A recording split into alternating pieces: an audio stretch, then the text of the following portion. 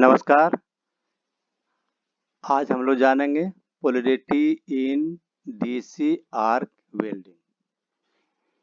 इस चैप्टर में हम लोग पोलैरिटी की परिभाषा के बारे में जानकारी प्राप्त करेंगे, इसके महत्व के बारे में जानकारी प्राप्त करेंगे, पोलैरिटी के प्रकार के बारे में जानकारी प्राप्त करेंगे और पोलैरिटी का यूज कहाँ कहाँ होता है, कैसे होता है, इसका जानकारी प्राप्त करेंगे और गलत पोलैरिटी का पहचान कैसे करेंगे। इसके साथ ही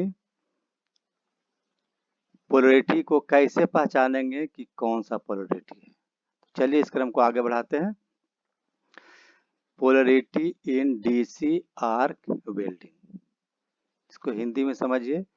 पोलैरिटी का मतलब होता है ध्रुवता, डीसी का मतलब तो डीसी करंट, आर्क का हिंदी होता है चाप और वेल्डिंग तो आप समझ ही रहे होंगे। तो डीसी आर्क वेल्डिंग में ध्रुवता, इसका परिभाषा है विद्युत सर्किट में करंट के प्रभाव की दिशा को पोलैरिटी कहा जाता है। इंपॉर्टेंस, डीसी वेल्डिंग में ताप का 2/3 भाग धनात्मक सिरे से तथा 1/3 भाग ऋणात्मक सिरे से बाहर निकलता है।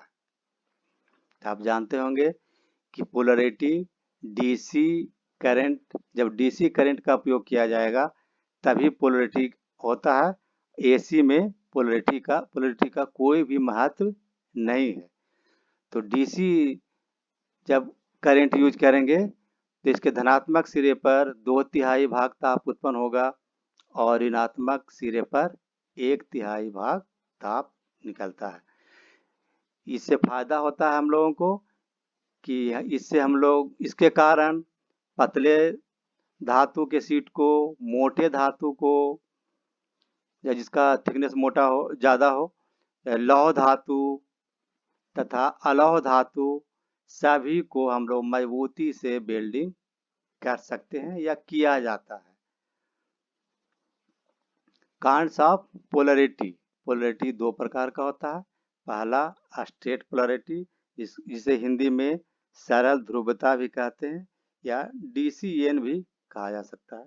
दूसरा है रिवर्स पोलैरिटी यानी डीसीईपी, इसे हिंदी में उत्क्रम ध्रुवता भी कहते हैं। तो चलिए इसके बारे में विशेष जानकारी प्राप्त करते हैं। स्ट्रेट पोलैरिटी के बारे में पहले, इस प्रकार की पोलैरिटी में इलेक्ट्रोड नेगेटिव टर्मिनल से और जॉब पॉजिटिव टर्मिनल से जुड़ी होती है।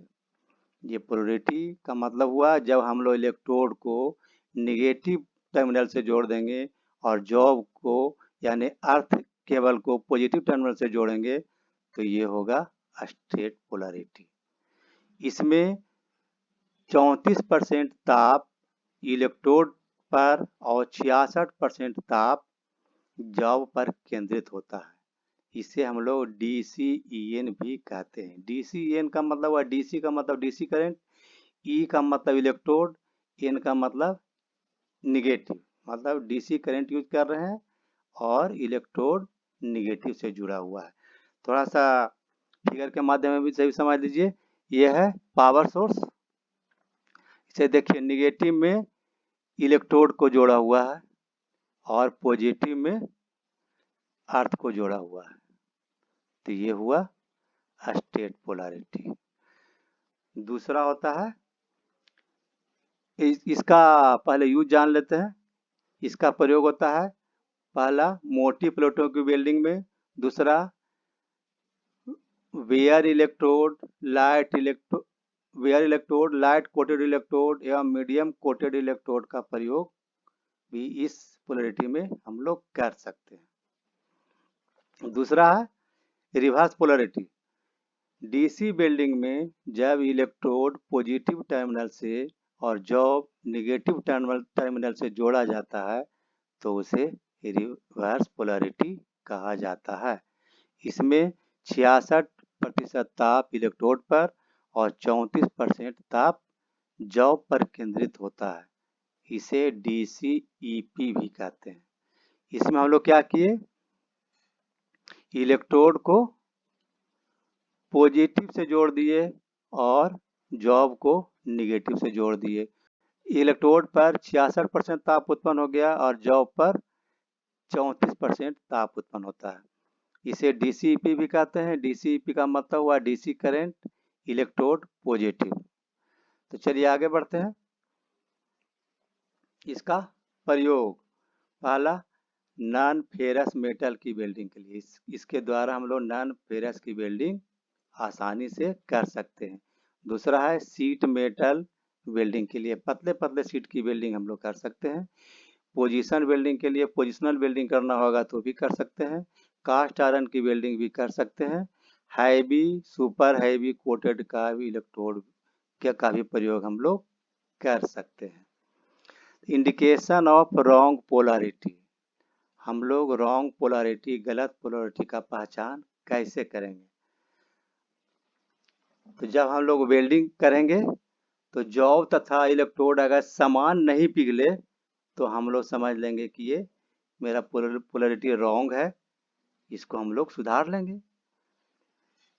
दूसरा है इलेक्ट्रोड आवश्यकता से अधिक गर्म होता है। अगर इलेक्ट्रोड आवश्यकता से अधिक गर्म हो रहा है, होल्डर भी गर्म हो रहा है, तो समझना चाहिए कि गलत पोलैरिटी का चुनाव हम लोग कर लिए। तीसरा है स्पैटर की मात्रा बढ़ जाती है, बहुत स्पैटरिंग होगा तो भी समझना चाहिए कि रॉन्ग पोलैरिटी है। चौथा है आर्क स्थिर रखना कठिन हो जाता है। जब हम लोग आर्क बनाएंगे तो वो स्थिर नहीं रहेगा तो समझना है कि ये गलत पोलैरिटी है। बीड सही नहीं बनता है, बीड बनाएंगे वो सुंदर नहीं बनेगा, इसका मतलब है कि पोलैरिटी रॉन्ग है। पेनिट्रेशन कम होगा, पेनिट्रेशन पूरा जब रॉन्ग पोलैरिटी रहेगा तो पेनिट्रेशन कम होगा क्योंकि उतना मेटल पिघलेगा नहीं, तो समझ लेंगे कि पोलैरिटी रॉन्ग है। इसके बाद है मेथड्स ऑफ फाइंडिंग पोलैरिटी। तो हम लोग 3 तरीके से पहचान करेंगे पोलैरिटी का। ये पहचान जानना इसलिए आवश्यक है कि अगर मशीन में माइनस और प्लस का इंडिकेशन जो किया हुआ रहता है वो अगर मिट गया है तो हम लोग कैसे जानेंगे कि किधर माइनस किधर प्लस है? तो इसके लिए हम लोग को 3 तरह का टेस्ट है जो करके हम लोग जान सकते हैं। तो पहला है कार्बन इलेक्ट्रोड टेस्ट। इसमें हम लोग कार्बन के इलेक्ट्रोड द्वारा आर्क बनाते हैं, मतलब कार्बन के इलेक्ट्रोड से आर्क बना करके देखेंगे।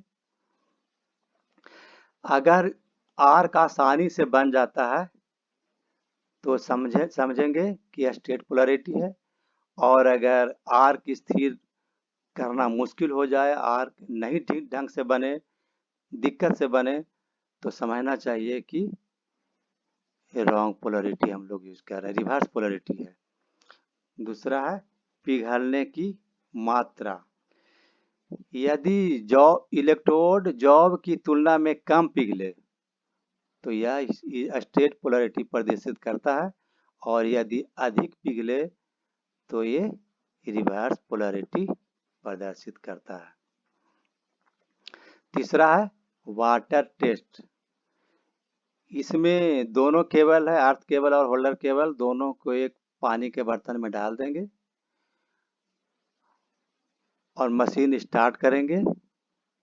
तो एक छोर पर छोटे छोटे बुलबुले अधिक मात्रा में निकलेगा और एक तरफ बड़ा बड़ा बुलबुला होगा लेकिन कम मात्रा में निकलेगा। तो जिधर छोटे छोटे बुलबुले अधिक मात्रा में निकलता है उसे निगेटिव पोल समझेंगे, और जिधर बड़े बड़े बुलबुले होंगे लेकिन कम मात्रा में होंगे वो पॉजिटिव पोल होगा। Thank you.